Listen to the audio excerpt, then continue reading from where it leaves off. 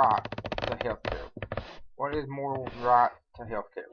Patients have rights to fair, complete, and accurate diagnosis and treatment for their illness and injuries. These moral rights are guaranteed by the various parties involved in the healthcare industry, from government to bedside nurses. In addition, patients are responsible for communicating with the medical team and following through on recommended treatments.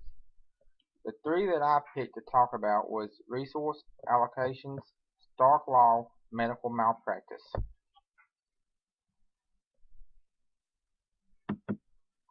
Medical malpractice. What is medical malpractice?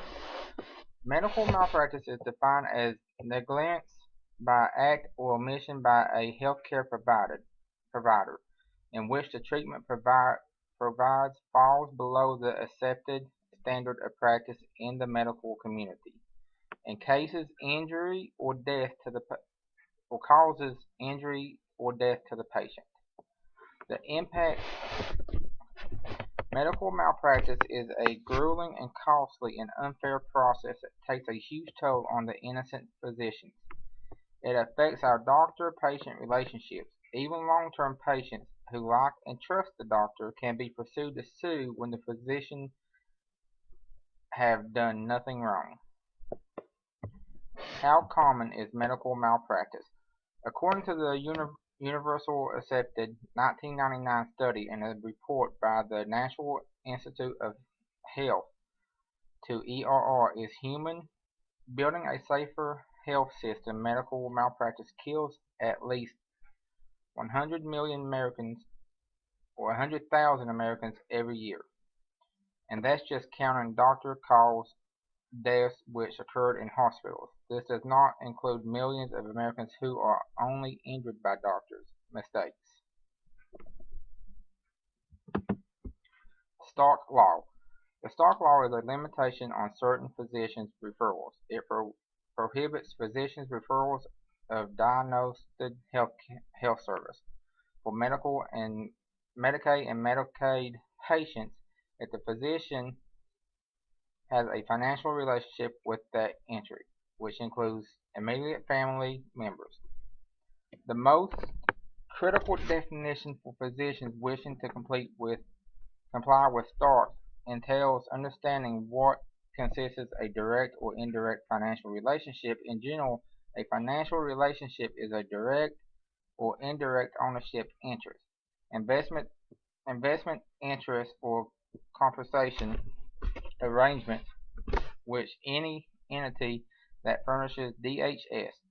What consists a direct financial relationship is fairly straightforward with one twist. A direct relationship exists if the investment interest or the compassion passes between either the referring physician or a member of his or her immediate family and their entity furnishing the diagnosed health service without any intervening persons or entities. This happens at most doctors don't see the big deal in the Stark law. Let's face it, if I was a doctor and my wife worked as a surgeon, then I would think that she is the best, no matter what she does, than anyone else, even if she's been a surgeon for only 2 years and another doctor that has been a surgeon for 15 years. They will still send the patient to their wife over the other surgeon. Resource allocation.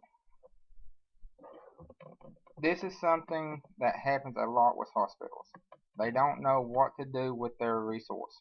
At the end of the year, most hospitals replace the equipment they need to replace or fix things that needs to be fixed, such as floors, ambulance entrance, ceiling, and electric. Hospitals may have the hardest choices to make than any other big-time businesses. They can just cut something and never look back on it, like other places can, such as Microsoft, Sony, and Electric. They got to make sure that they keep the people that they have comfortable and happy.